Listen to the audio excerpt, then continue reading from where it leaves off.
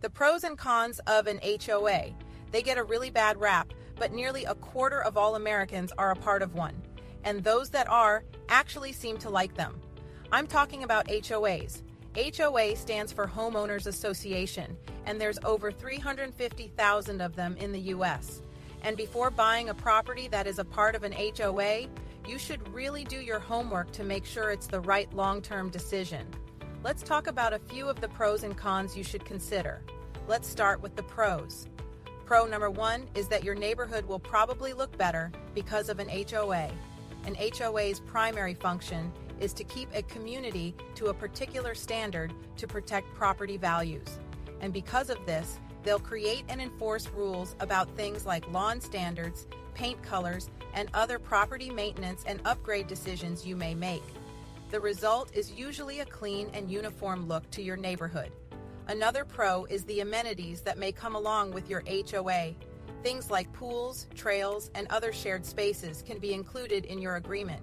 These are exclusive to your HOA and are not available to any member of the general public. Along with those shared amenities may also be shared maintenance costs.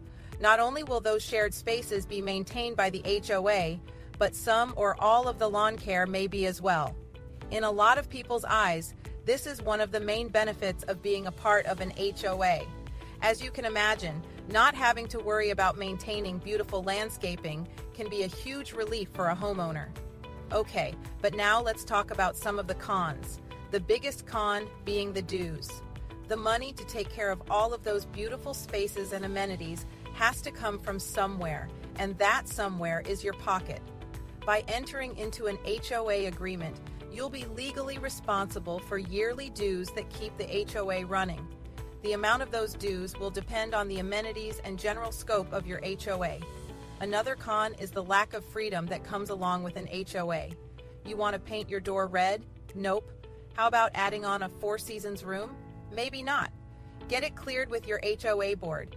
Missed cutting your lawn last week because you were out of town? That could be a fine. You are certainly not free to do whatever you'd like on or to your property, and that can rub some people the wrong way. And finally, the last con is the potential politics that can come into play.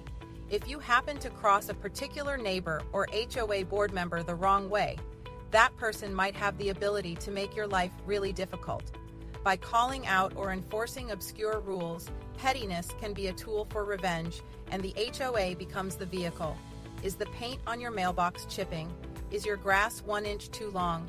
Did you leave your trash can out for an extra 30 minutes last Friday? Any vengeful neighbor or board member could potentially cite you for these infractions if they've got beef. Legal challenges are not uncommon in these instances. However, having said all that, the majority of people who belong to an HOA consider it a positive experience, and over 90% of people have a good relationship with the HOA board members. As with most things, the devil is in the details, so make sure you read the fine print several times so you know exactly what is expected of you. Got any HOA stories of your own? I'd love to hear them. Let me know in the comments below.